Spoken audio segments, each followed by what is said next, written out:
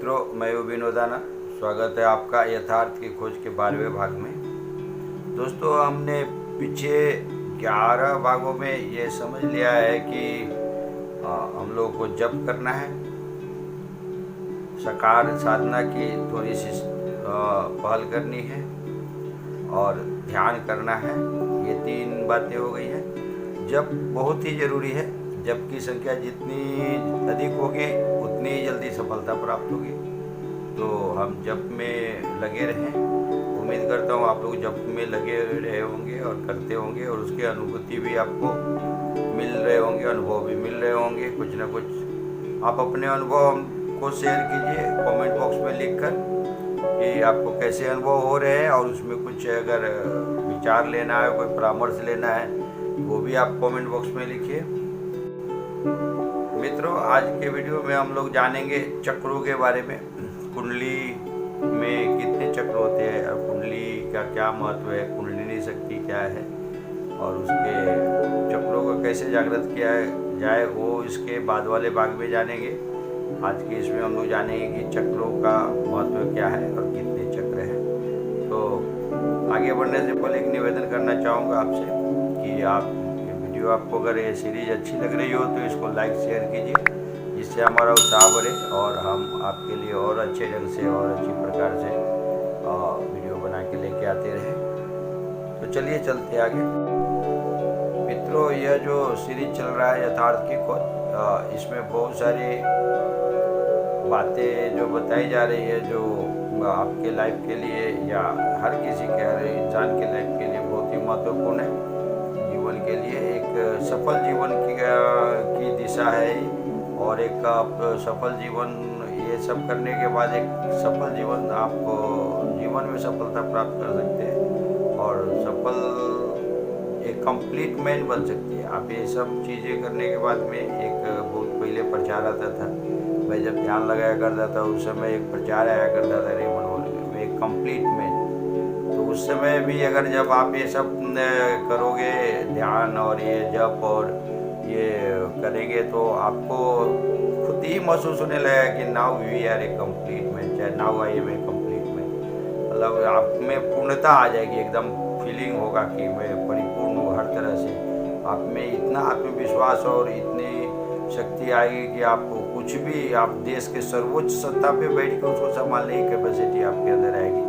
वो एक अलग बात है कि आपकी रुचि अगर उस तरफ ना हो तो आप उस तरफ नहीं जाएंगे। तो लेकिन जिस तरफ भी आपकी रुचि होगी आप उस तरफ, उस मुकाम पे एकदम सर्वोच्च पे रहेंगे। और जो भी है, तो आपकी इच्छा जहाँ पे भी होगी वहाँ आप सर्वोच्च स्थान उसमें उन्नति के मार्ग में रहोगे। तो ये सब चीज़ें हैं। तो ये सब करना अगर आपको पसंद है तो आप इन बातों को सही मानिए, यथार्थ मानिए और चलिए। और ये इस सीरियल के द्वारा या ये इस एपिसोड के द्वारा हम यथार्थ तक पहुंचने वाले हैं कि रियल में फैक्ट क्या है।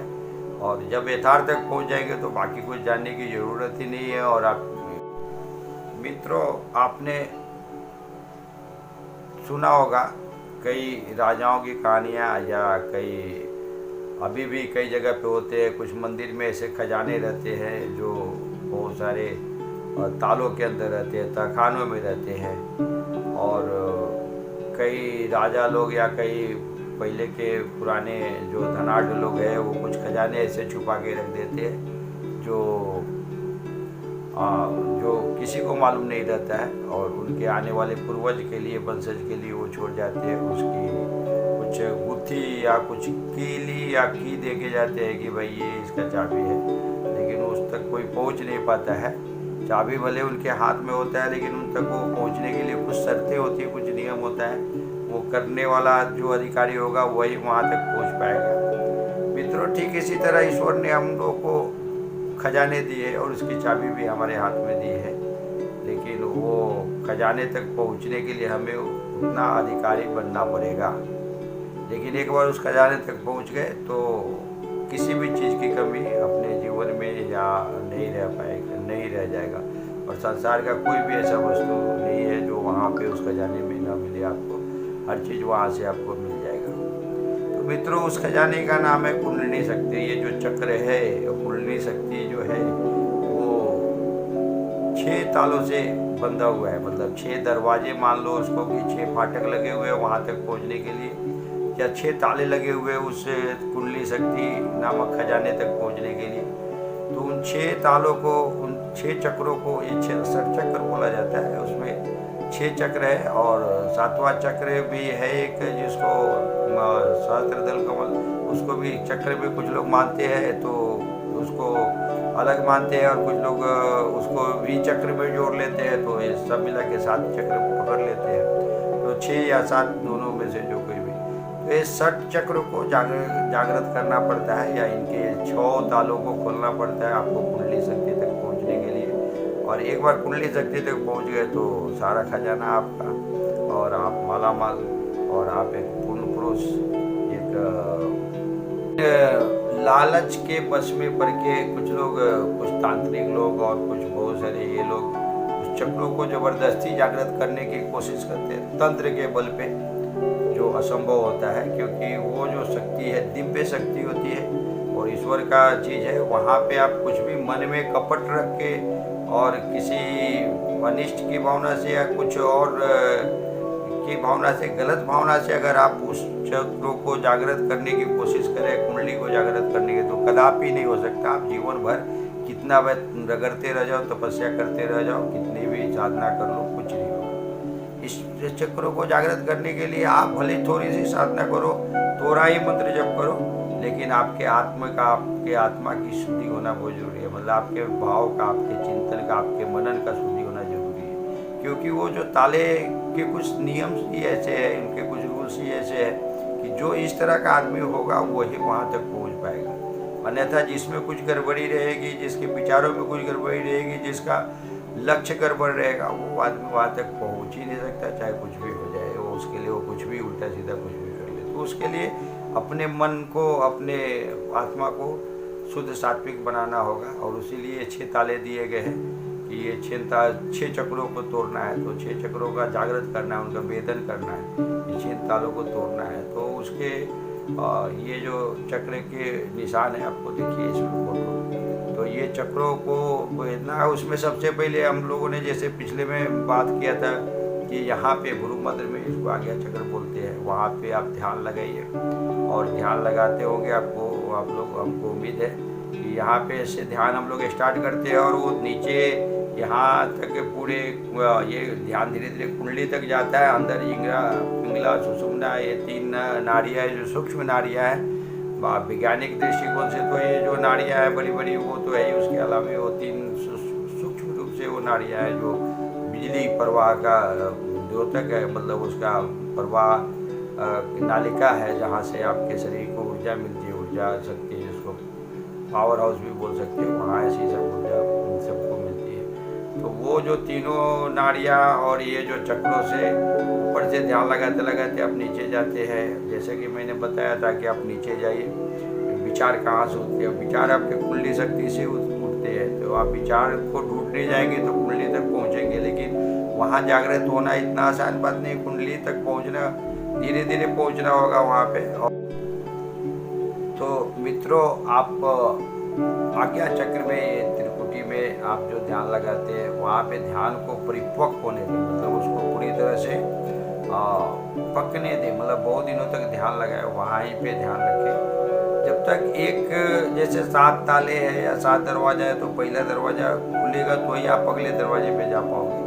उसी तरह ही आज्ञा चक्र है, पहले ये दरवाजा आज्ञा चक्र का, यहाँ से ये पहला ये दरवाजा खुलना चाहिए, तो ये दरवाजा पहला फाटक आपका खुलना चाहिए।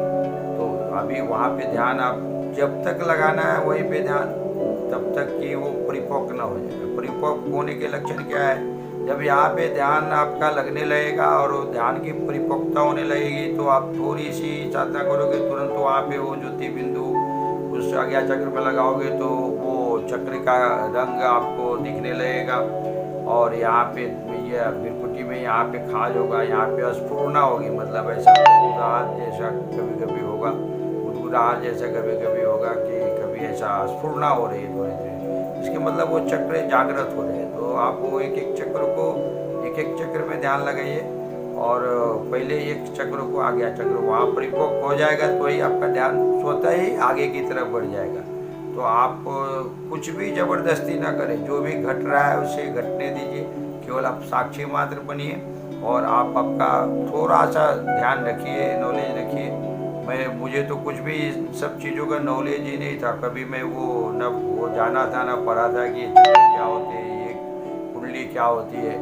मैं केवल ऐसे ही बैठता था, ध्यान में बैठता था, ये सब बातें मेरे दिमाग में आती थी, ध्यान लगाता था, अच्छा लगता था। तो धीरे धीरे धीरे धीरे धीरे धीरे वो ऑटोमेटिक कैसा हो गया मुझे खुद ही भी मालूम नहीं पड़ा।